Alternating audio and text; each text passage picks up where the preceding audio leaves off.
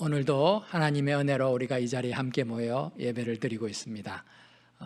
예배 드림이 큰 축복이고 기쁨이고 감사이고 은혜인 줄 믿습니다. 우리의 삶 속에서는 우리가 예기치 못한 일들이 자주 발생합니다. 미국에 사는 우리들은 안전하고 편안할 것 같은데도요, 또 불안 가운데 계시는 분들도 있죠. 최근 트럼프 행정부가 이민 단속국 요원인 US Immigration and Customs Enforcement, 줄여서 ICE라고 하죠.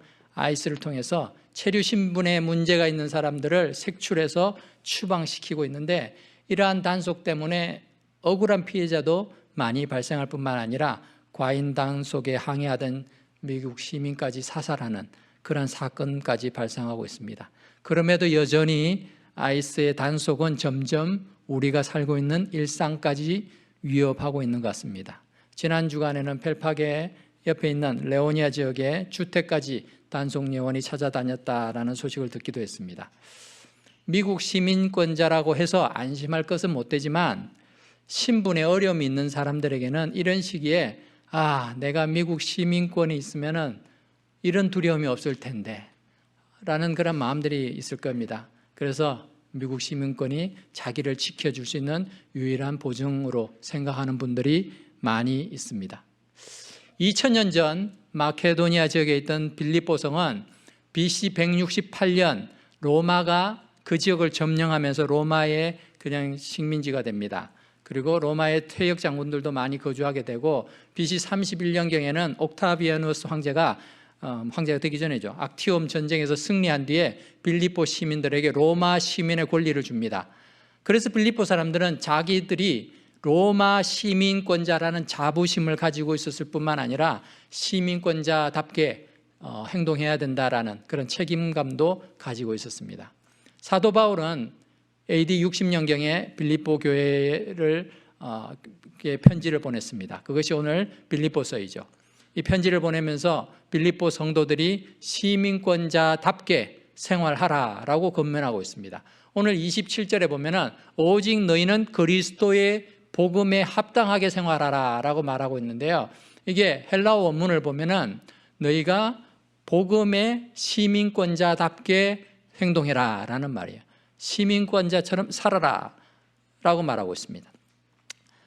이 말의 의미는 로마의 시민권자를 말하고 있는 것이 아니죠. 로마의 시민권을 가지고 있는 그 자부심이 가득하던 빌립보에 사는 성도들에게 그것보다도 더 위대한, 더 뛰어난 하나님의 나라의 시민권자들이다. 그러니까 너희가 그냥 로마 시민권자답게 사는 것에 만족하지 말고 복음에 합당한, 즉 천국 시민권자로 살아라라고 권면하고 있는 것입니다. 그렇다면 천국 시민권자답게 생활하는 것은 어떤 의미일까요? 21세기를 살고 있는 우리들도 오늘 말씀을 통해서 천국 시민권자답게 살아가기로 다짐하는 시간이 될 수 있기를 바랍니다.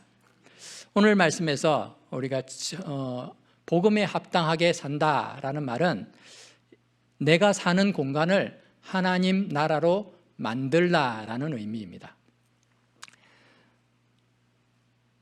오늘 27절의 초반부에 너희는 그리스도 복음에 합당하게 생활하라 라고 말씀하고 있죠.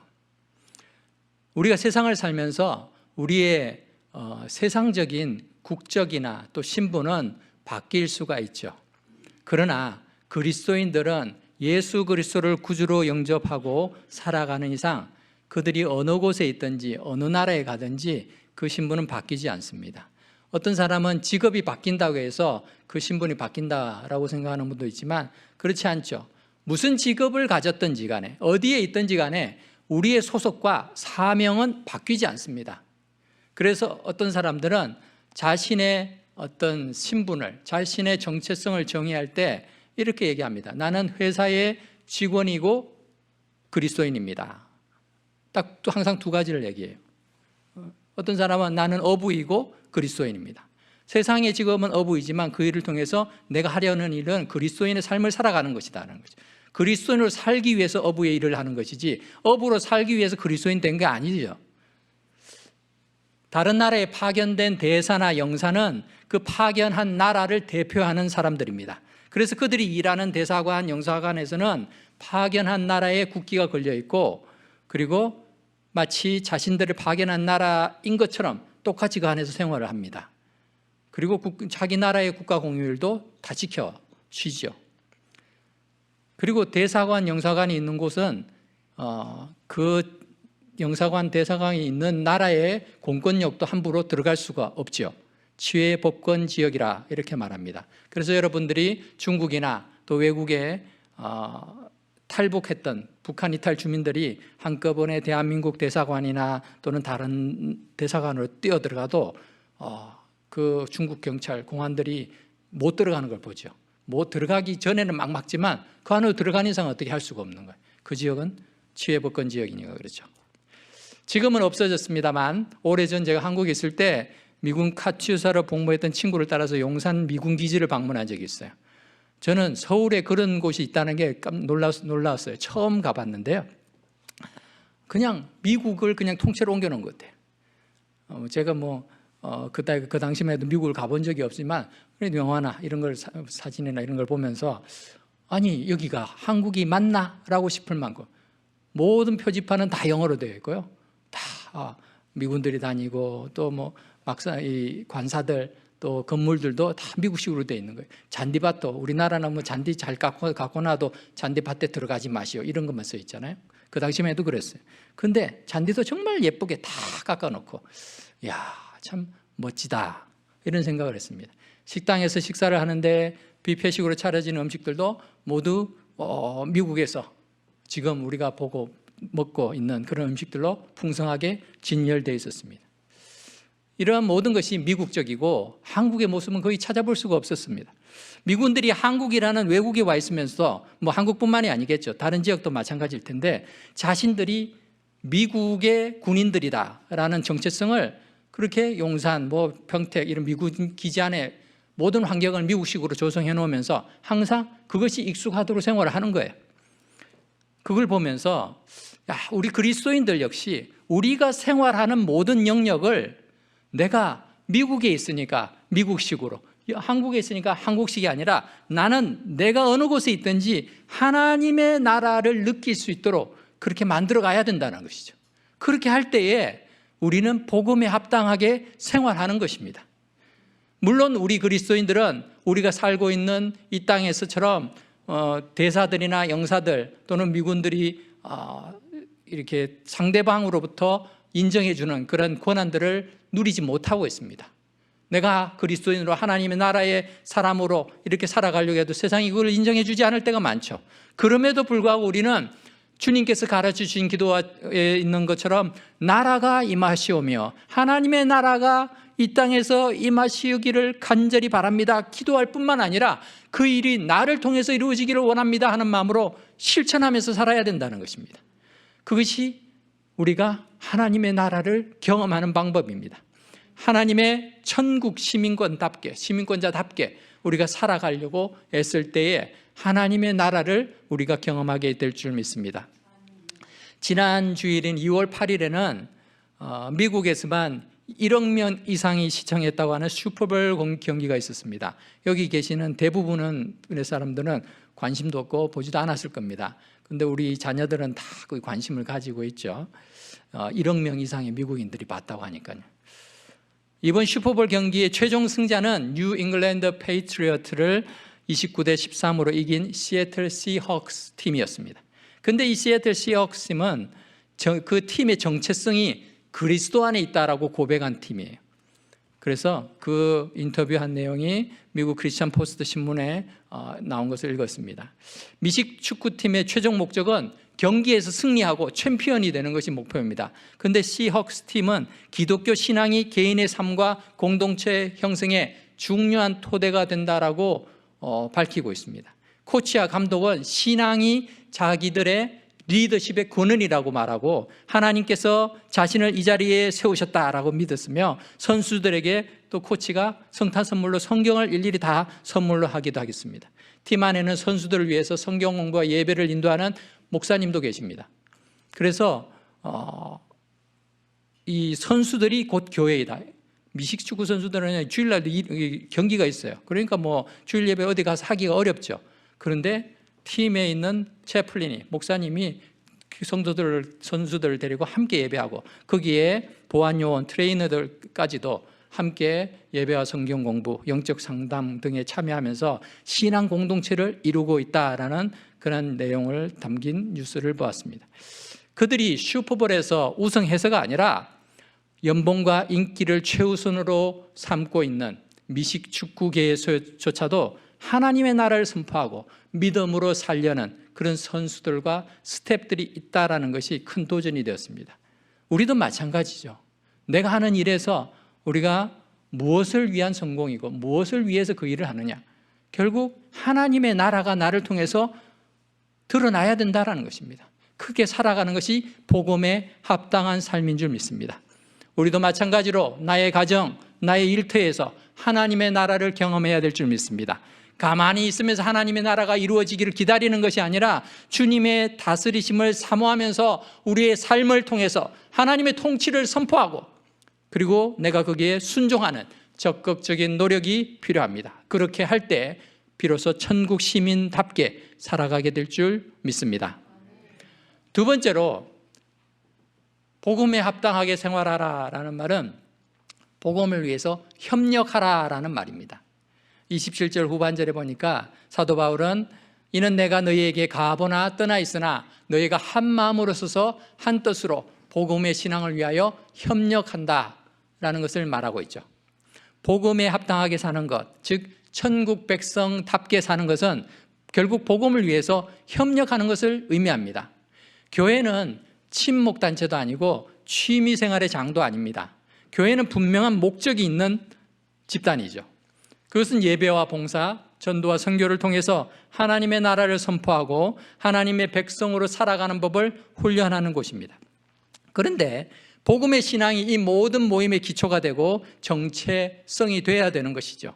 비록 우리가 각자 다른 배경과 기질 또는 지식 수준도 다르고 재능도 다 다르지만, 그렇다 할지라도 예수 그리스도를 주님으로 믿는 동일한 믿음만 있으면 한 마음이 될 수 있고 또 복음을 위해서 함께 협력할 수 있다는 것입니다. 사도 바울은 그것을 강조하고 있습니다. 그 이유는 복음의 능력이 우리 모두의 모든 다름과 차이를 극복하는 그런 능력이 되기 때문입니다.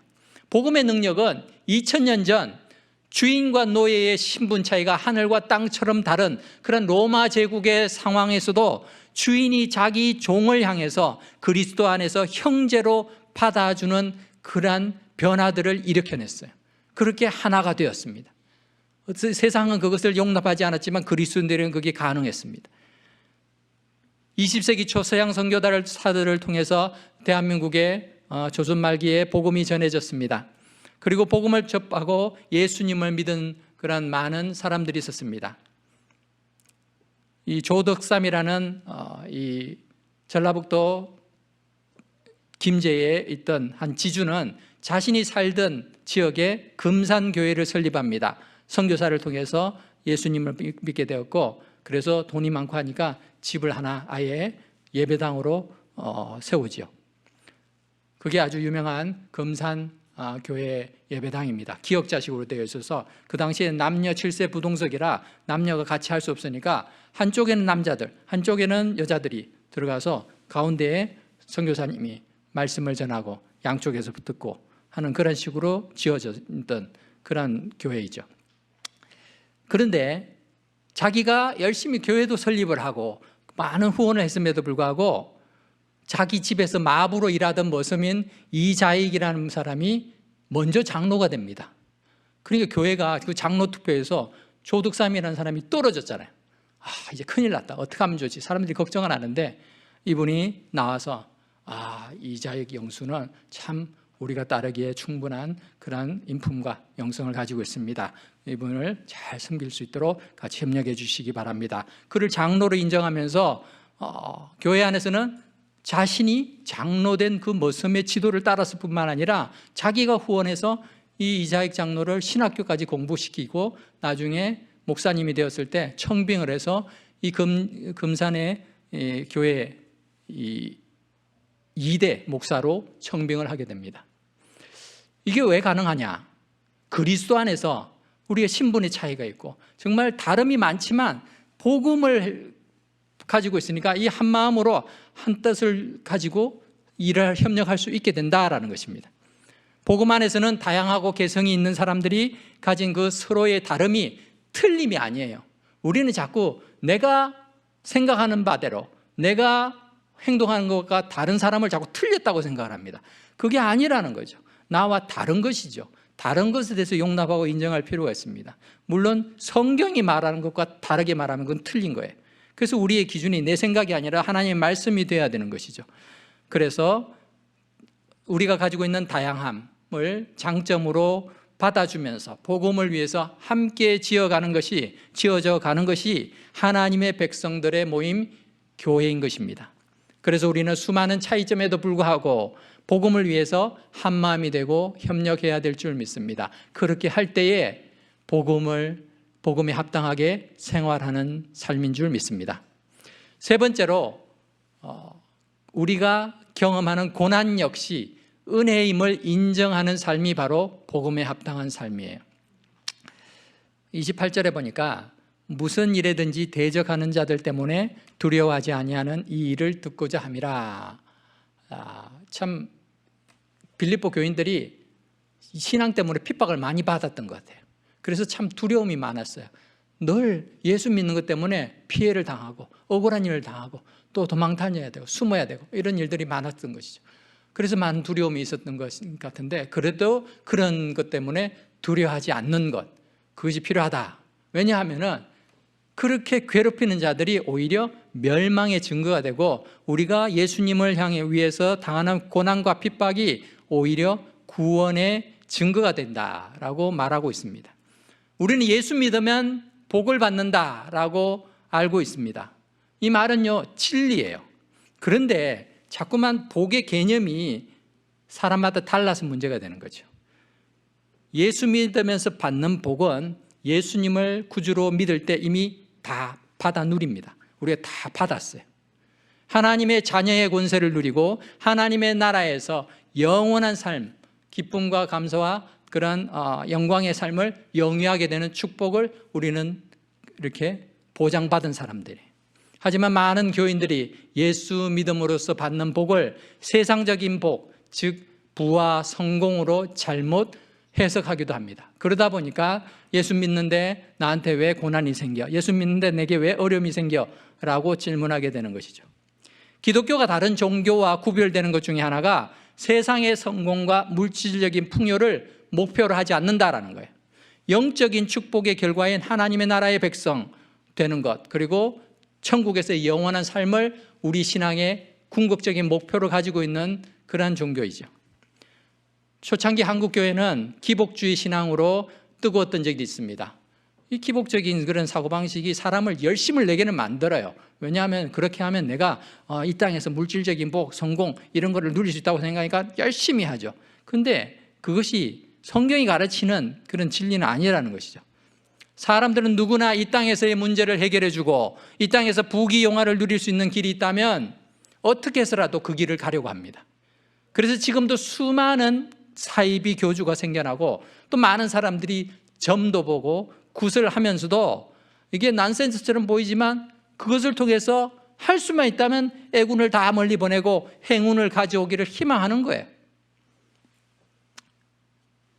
미국에서도 마찬가지입니다. 미국의 그리스도인들 가운데도 그런 사람들이 많죠. 메가처치로 유명한 텍사스의 레이크우드 교회는 프로농구 경기장을 구입해서 1억 달러 이상을 들여서 약 17,000명을 한꺼번에 수용할 수 있는 교회당으로 개조를 했어요.